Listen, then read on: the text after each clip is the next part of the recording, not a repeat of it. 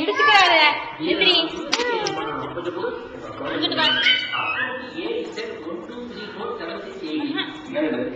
ஆத்தாடி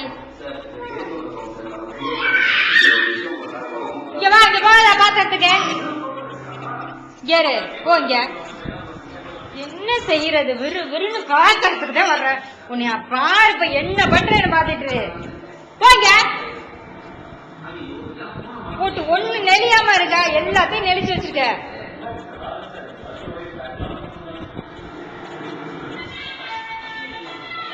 அபிமா சொல்றதை கேளு, அடிச்சு போட்டுருவேன்.